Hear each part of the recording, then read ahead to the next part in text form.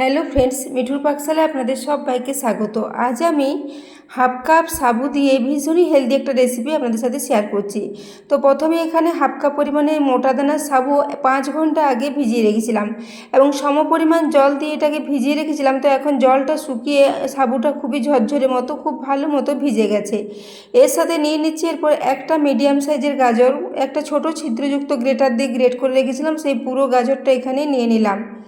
এরপর এখানে আবারও কিছু উপকরণ নিয়ে নেব। তো দেখুন গাজরটা এইভাবে খুবই পাতলা পাতলা করে গ্রেট করতে হবে যাতে গাজরটা খুব ভালো মতো তাড়াতাড়ি সেদ্ধ হয়ে যায়। তো এর সাথে নিয়ে নিচ্ছি একটা কাঁচা লঙ্কা, ঝালটা আমি এখানে কমিয়ে দিয়েছি, আপনারা চাইলে একটু বেশি পরিমাণে কাঁচা লঙ্কা এখানে দিতে পারেন।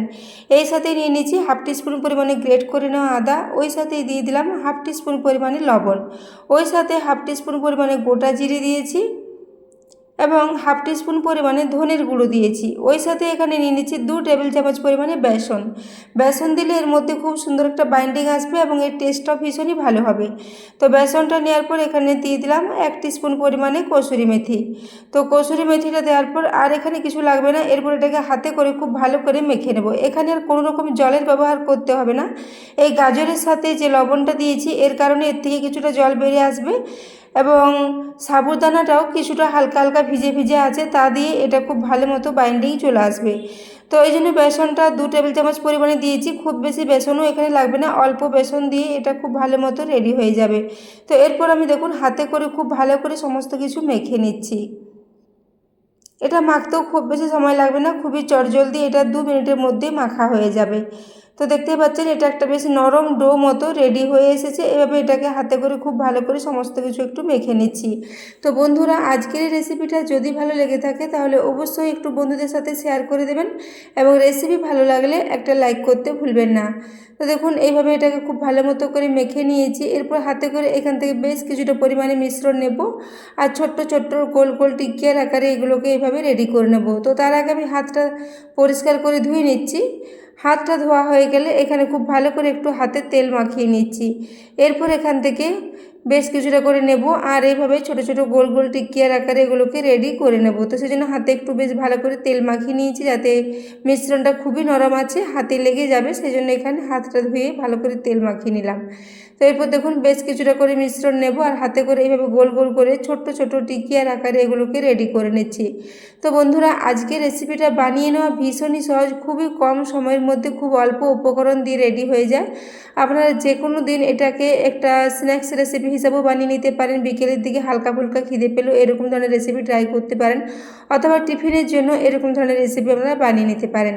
তো দেখুন এরপর আমি একটা এখানে রেডি করে নিয়েছি, ওই একইভাবে আবারও একটা রেডি করে নেব। তো বেসন দেওয়ার জন্য খুব সুন্দর একটা বাইন্ডিং আসবে। তো দেখুন এরপর এটাকে এইভাবে খুব ভালো করে আবার কিছুটা মিশ্রণ নিয়ে এইভাবে রেডি করে নিচ্ছি।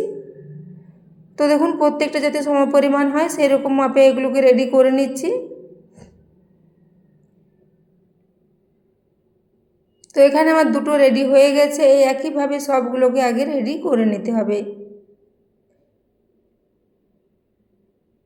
তো বন্ধুরা, আজকের এই রেসিপিটা আপনাদের কেমন লেগেছে কমেন্টে জানাতে ভুলবেন না। তো দেখুন এইভাবে দুটো রেডি করে নিয়েছি। তো এইভাবে আমি সবগুলোকে একবারে আগে রেডি করে নেব। তো দেখুন সবগুলো এখন রেডি করে নিয়েছি। এদিকে গ্যাসে আমি একটা তাওয়া বসিয়ে দিয়েছি, তাতে 2 চা চামচ পরিমাণে এখানে সরষের তেল নিয়েছি। আপনারা চাইলে রিফাইন্ড অয়েল বা যে কোনো রান্নার তেলে এটাকে ভাজতে পারেন, তবে সরষের তেলে ভাজলে এর ফ্লেভারটা খুবই ভালো আসবে, যেহেতু এখানে বেসন দেওয়া আছে এটা টেস্টি ভীষণই হবে। তো দেখুন এরপর আমি একটা একটা করে টিকিয়া এইভাবে এই তাওয়াতে দিয়ে দিচ্ছি। 2 চা চামচ তেলে এটা খুব ভালো মতো উপর নিচ দুদিকেই ফ্রাই হয়ে যাবে, খুবই অল্প তেলে এগুলো রেডি হয়ে যায়। তো দেখুন এরপর একে একে সমস্ত টিকিয়াগুলো এখানে দিয়ে দিচ্ছি। তো বন্ধুরা, আজকের রেসিপিটা যদি ভালো লেগে থাকে তাহলে অবশ্যই চ্যানেলটি সাবস্ক্রাইব করে আমার পাশে থাকবেন এবং পাশে থাকা বেল আইকনটি অবশ্যই প্রেস করে রাখবেন, তাহলে আমি যে কোনো নোটিফিকেশানে ছাড়ি না এখানে তো সবার আগে আপনার কাছে পৌঁছে যাবে। তো দেখুন এর টেস্টটা আরেকটু বাড়ানোর জন্য এখানে আমি হাফ টিস্পুন পরিমাণে কালো জিরে নিয়েছি, সেটাকে একটু উপর থেকে এইভাবে ছড়িয়ে দিচ্ছি।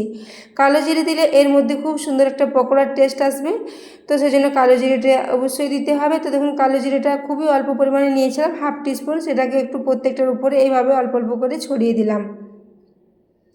তো কালো জিরাটা দেওয়ার পর এটাকে আমি একদম লো ফ্লেমে প্রায় 2 মিনিট থেকে 2.5 মিনিট পর্যন্ত একটু ভেজে নিয়েছি। তারপর এগুলোকে উল্টে নিচ্ছি। তো দেখুন এগুলো নিচের দিকটা খুব সুন্দর লালচে কালার চলে এসেছে। এরপর একে একে সবগুলোই উল্টে দেব। তো বন্ধুরা এই অল্প তেলে এগুলো ভীষণই খাস্তা ও মুচমুচে মতো রেডি হয়ে যাবে। একদমই বেশি তেল লাগবে না, আর খুব বেশি সময়ও লাগে না, খুবই চটজলদি এগুলো ফ্রাই হয়ে যায়। তো দেখুন এরপর এগুলোকে উল্টে নিচ্ছি। নিচের দিকটা প্রায় 2.5 মিনিট পর্যন্ত একটু ভেজে নিয়েছি। তারপর এগুলোকে এভাবে উল্টে নিচ্ছি। তো উল্টে নেওয়ার পর অপর দিকটাও প্রায় আবারও 2.5 থেকে 3 মিনিট পর্যন্ত একটু ভেজে নেব। তারপর এগুলোকে তুলে নেব।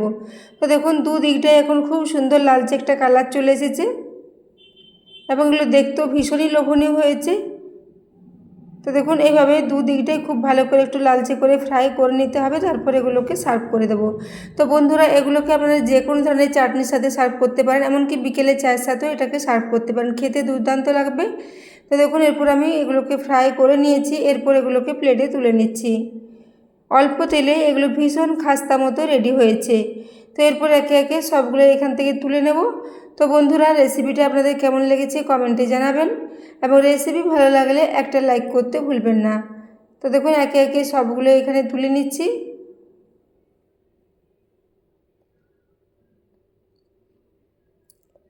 খুবই অল্প উপকরণ দিয়ে ভীষণ টেস্টি একটা রেসিপি রেডি হয়ে যায়। তো সাবুদানা দিয়ে আমরা তো অনেকভাবে রেসিপি তৈরি করে থাকি, এই রেসিপিটা আপনারা অবশ্যই একবার ট্রাই করবেন। তো দেখুন এরপর সবগুলোই প্লেটে তুলে নিয়েছি। এরপর এগুলোকে সাজিয়ে নিয়ে সার্ভ করে দেবো। তো দেখুন এরপর প্লেটে সাজিয়ে নিয়েছি। এরপরে একটা আপনাদের আওয়াজটা দেখিয়ে দিচ্ছি। দেখুন উপর থেকে ভীষণই খাস্তা ও মুচমুচে এবং ভেতরটা খুবই নরম। তো দেখুন এর আওয়াজটা আপনারা বুঝতে পারছেন কতটা খাস্তা মতো এগুলো রেডি হয়েছে। ভীষণ খাস্তা, ভীষণ টেস্টি একটা রেসিপি। তো দেখুন এরপর একটা ভেঙে দেখিয়ে দিচ্ছি। এইভাবে 2 চামচ বেসন দিয়ে ভীষণ টেস্টি মতো একটা রেসিপি রেডি হয়ে যায়। তো বন্ধুরা আজকের এই রেসিপিটা এতক্ষণ পর্যন্ত দেখার জন্য আপনাদের অশেষ ধন্যবাদ। আবারও চলে আসবো নিত্য নতুন কোনো রেসিপি নিয়ে। তো দেখুন এখানে আবারও একটা কেটে দেখিয়ে দিলাম।